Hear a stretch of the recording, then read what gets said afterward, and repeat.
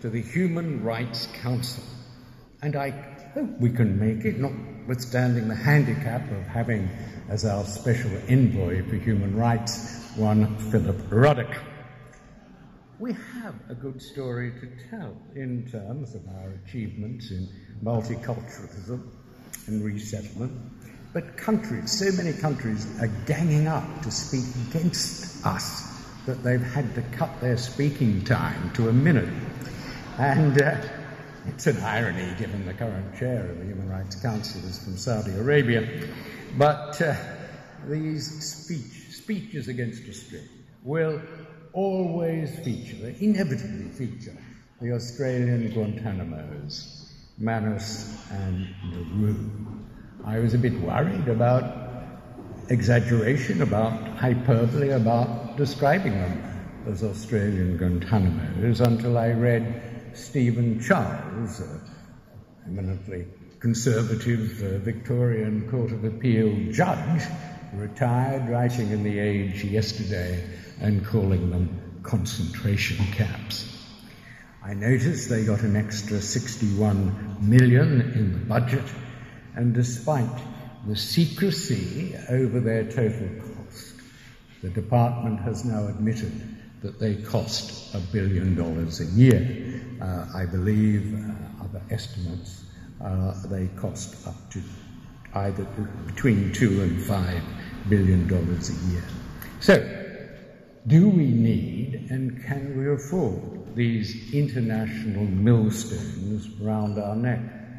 For all the secrecy laws that try to stop us knowing what goes on, it's monstrous that the government should have deployed Article 7, Section 70 of the Crimes Act with a 2-year prison sentence against the Save the Children, people who wanted to talk about their experiences on Manus.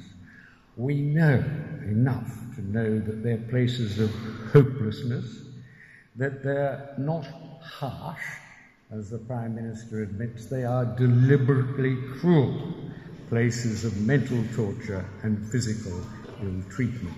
I've spoken to doctors who've worked there and have come away with the impression that the refugees have been put there to break their spirit so they'll abandon their claims.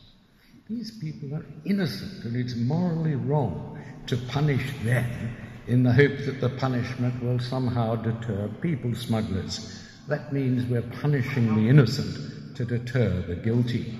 You deter criminals by intercepting and arresting them and jailing them, not by inflicting pain without end on the great majority of them, who will, 80% of them will be found to have a valid claim to asylum, but there they are in indefinite detention, a breach of the Universal Declaration, a breach of the International Covenant on Civil and Political Rights.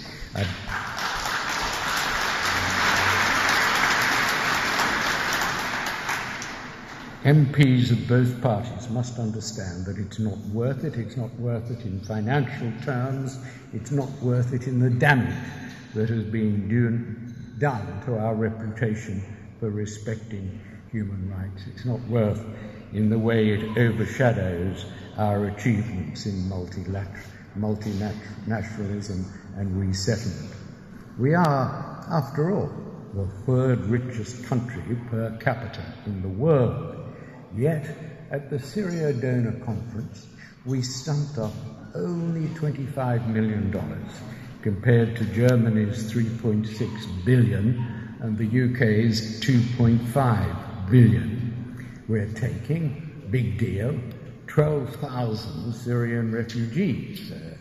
Allegedly, they haven't made their appearance. But the Trudeau government in Canada has already processed 25,000 Syrians, and a further 55,800 are being taken on later this year. We should be competing with Canada, not trailing so far behind it.